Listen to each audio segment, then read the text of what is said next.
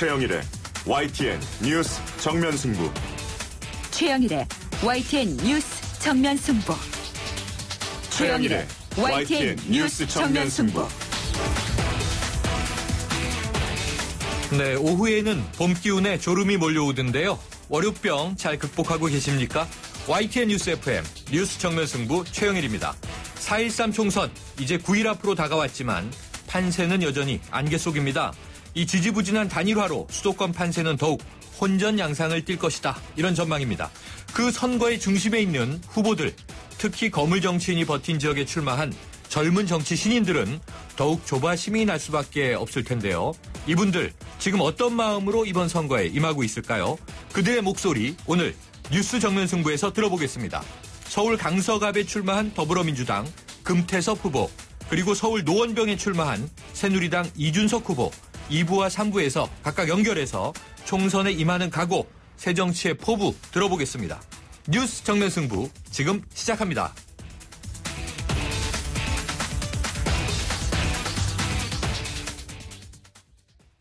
네, 4.13 총선 선거전은 첫 주말을 보냈고요. 이제 중반으로 접어들고 있습니다. 여야 정당들은 선거전 초반 분석 결과 힘든 선거라는 점을 강조하면서 지지층을 결속시키기 위해서 안간 힘을 쓰고 있는 모양새입니다. 자, 하루 뉴스를 정리하는 오늘의 시사브리핑, 추은호 YTN 해설위원과 함께 알아보겠습니다. 어서 오세요. 예, 안녕하십니까? 네, 자, 이 주말을 보내고 여야 정당들이 초반 분석 결과를 내놨는데요. 그렇습니다. 이 각 당이 예측한 우세 지역 분석을 보니까 좀 엄살을 피운다 이런 느낌이 들던데요. 그렇습니다. 각 당이 확실하게 승리할 것으로 자신하는 그런 우세 지역을 내놓았는데요. 네. 새누리당은 82곳, 네. 그리고 더불어민주당이 35곳, 네. 국민의당이 20곳, 정의당 2곳 이렇게 내놓았습니다. 네. 이 수치는 각 당이 자체적으로 여론조사를 벌입니다. 물론 언론사의 여론조사 결과까지 합쳤고요. 네. 그리고 거기다가 현지 민심 동향을 실사해서 이런저런 요소들을 합쳐서 확실한 우위에 있다라고 지금 판단해 놓은 그런 결과인데요. 네. 이 중에는 좀 엄살도 많이 섞여 있습니다. 아하. 특히 새누리당, 더불어민주당은 네. 지지층에 위기감을 주기 위해서 아하. 우세 지역 수치를 다소 보수적으로 잡은 그런 느낌도 네. 들고요. 국민의당 경우에는 우세 지역 20석. 이거는 좀 기대치가 반영돼 있는 것 아니냐 네. 그런 생각이 듭니다. 정당마다 차이가 있는데 어쨌든 이 엄살도 전략이겠죠. 그렇습니다. 자, 오늘 4월 4일인데요. 선관위가 이제 투표용지 인수에 들어가면서 그럼 야권 후보 단일화 사실상 이제 끝난 얘기가 된 거죠? 그렇습니다. 오늘부터 투표용지의 인수에 들어가게 되면은 네. 앞으로 후보 단일화를 위해서 사퇴를 하더라도 투표용지에 사퇴라는 그런 표기가 반영이 되지 못합니다. 네. 그렇게 되면은 당연히 후보 단일화 효과가 반감될 수밖에 없는 네. 거죠. 그리고 지금 몇 곳에서 후보 단일화 논의는 계속되고 있는 상황이지만은 네. 전체 판세에 그렇게 영향을 줄 정도는 아닌 것 같고요. 또 더불어민주당도 이제 중앙당 차원에서 단일화는 없다 이렇게 공식 선언하지 않았습니까? 아하. 오히려 야당 간에 이렇게 서로 싸우는 모습 보이는 것이 악영향을 줄 수 있다. 그래서 사실상 후보 단일화는 물 건너간 거다. 이렇게 봐도 될 것 같습니다. 네. 후보 입장에서 보면은요, 후보 단일화를 위해서 만약에 사퇴한다면은 그동안에 자기가 그 후보를 위해서 쓴 비용들 네. 전혀 보존받을 길이 없게 네. 되죠. 네. 그리고 만약에 상대 후보가 이렇게 그걸 보존해준다 그러면 후보자 매수에 해당되기 그렇죠. 때문에 사법처리 네. 대상이 됩니다.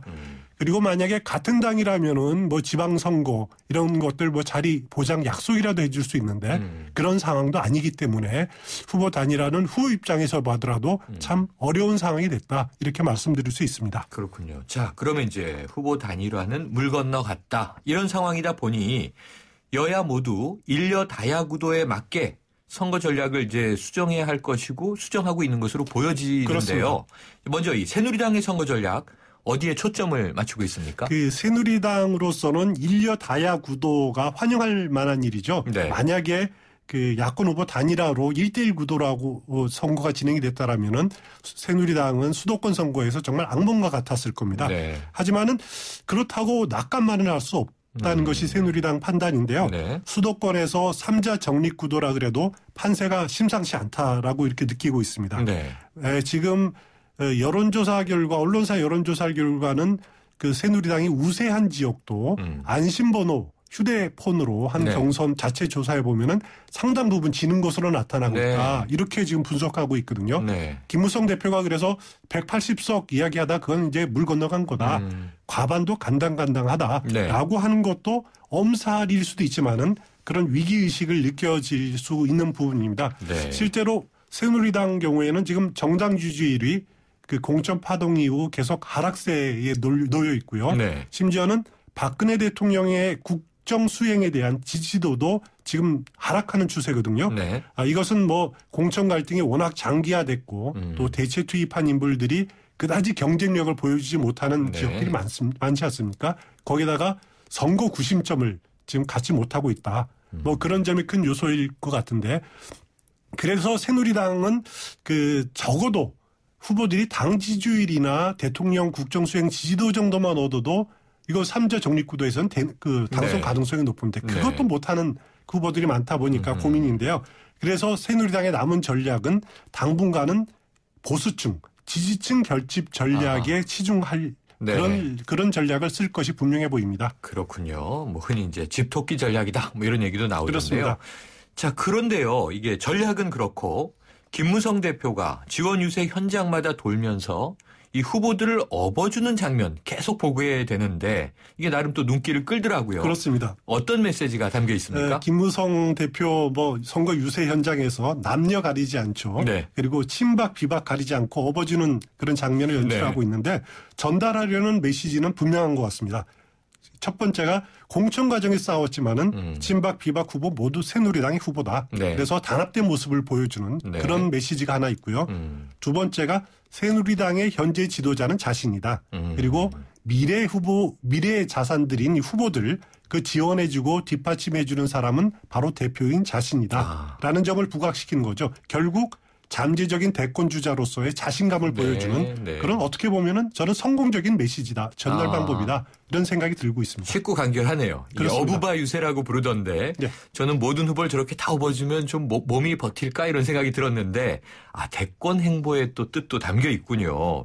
자, 한편 이 더불어민주당의 경우에는요. 텃밭인 호남은 위협받고 있고 또 주요 표밭인 수도권은 혼전 양상이다 보니까 이게 안심할 수 있는 지역 거의 안 보이는 거 아닌가요? 그렇습니다. 더불어민주당의 고민이 무척 깊습니다. 호남 국민의당의 강세가 상당히 심상치 않습니까? 지금은 뭐 어떻게 보면 반반 정도 승률을 보면 될 것 같은데요. 수도권 3자 구도화에서 확실한 우세 장담할 수 있는 곳 많지 않죠. 그래서 더불어민주당은 사표 방지론을 내세우고 있습니다. 그러니까 될 만한 후보를 밀어주자라는 거죠. 정의당, 국민의당 후보 다 배제하고 여야 1대1 구도를 만들어달라. 이렇게 유권자들에 호소하는 겁니다. 기본적으로 그 전국적인 선거 그리고 대통령 임기 중반에 해당되는 총선은 본질적으로 정권 심판론의 성격을 띨 수밖에 없습니다.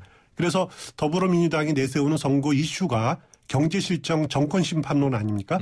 그렇지만 이것이 지금 많이 먹히지 않고 있다는 게 문제죠.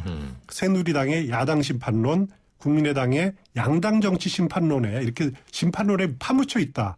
그런 측면이 있습니다. 하지만 그 더불어민주당으로서는 이 경제 심판론 계속 강조할 수밖에 없는 그런 상황이고요.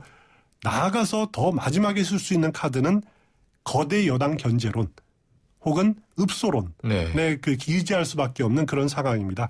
유권자들의 견제 심리를 거대 여당이 출현할 수 있다라는 그런 견제 심리를 자극하자 그런 전략을 쓸 수밖에 없을 것으로 보입니다. 그럼 이제 유권자들의 심리를 자극하는 전략이 앞으로 등장하겠군요. 그렇습니다. 한 일주일여를 이렇게 지켜봐야 될 것 같고요. 자, 그런데요. 이 더불어민주당 내에서는 문재인 전 대표의 호남 지원 유세를 놓고 지금 김종인 대표와 좀 부딪히는 모습이 보여지고 있어요. 그럼 이 더불어민주당 이거 굉장히 풀기 힘든 딜레마 아닌가요? 그렇습니다. 문재인 전 대표가 호남 지원 유세를 할 것인가 말 것인가 이것은 그 더불어민주당으로서는 무척 해결하기 힘든 과제입니다. 왜냐하면은 김정인 대표가 그동안 문재인 전 대표가 호남 유세를 하는 것에 대해서 호남 유권자들의 참 거부감이 상당히 많다. 오히려 문재인 전 대표가 나서면 나올수록 도움이 되는 것이 아니라 호남에서 표 떨어지는 소리가 들린다. 뭐 이런 식의 생각들을 갖고 있는 것 같습니다.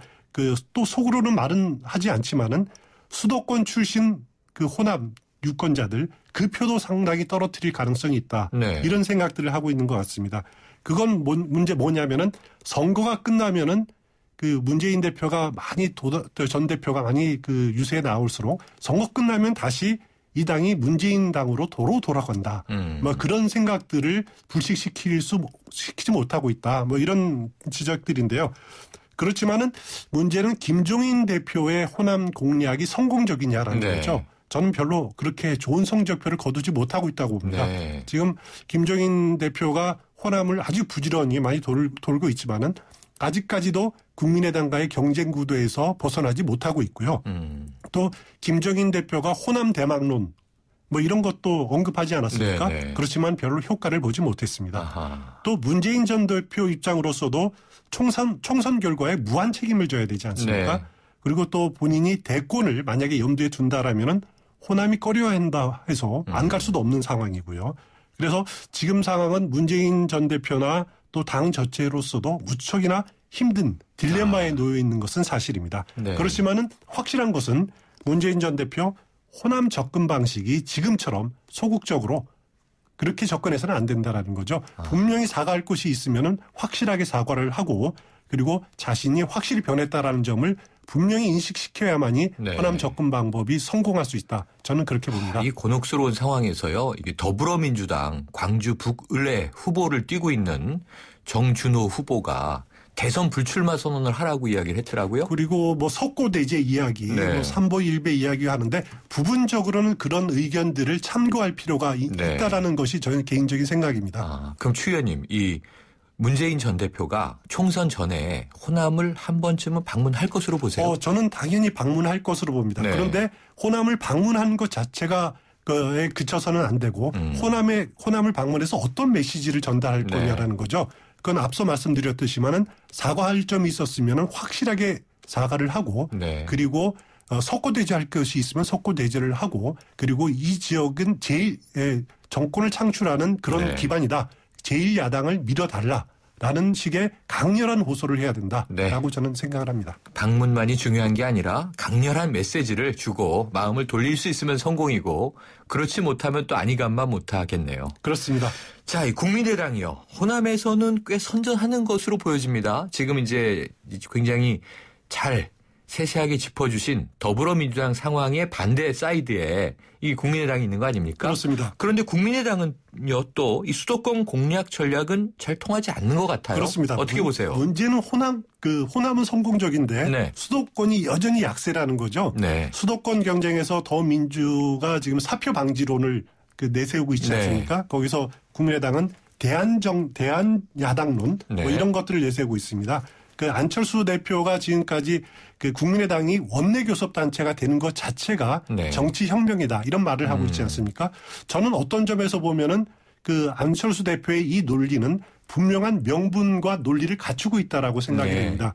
하지만은 문제는 그 광주 전남에서 시작된 바람이 전북까지는 올라왔는데 네. 수도권에 상륙하지 못했다라는 것이죠. 그래서 국민의당은 안철수 대표 자신 1+알파가 나와야 되는데 네. 알파를 어떻게 만들어내느냐 이것이 지금 가장 큰 고민이 아닐 수가 없습니다. 만약에 1+알파 이것을 실패한다라면 안철수 대표의 리더십 총선 이후에 크게 손상받을 수 있습니다. 네, 다 시험대에 올라 있군요. 그렇습니다. 이게 참 9일 길다면 길고 짧다면 짧은데 계속 지켜봐야겠습니다. 오늘 소식 감사합니다. 감사합니다. 지금까지 추은호 YTN 해설위원이었습니다.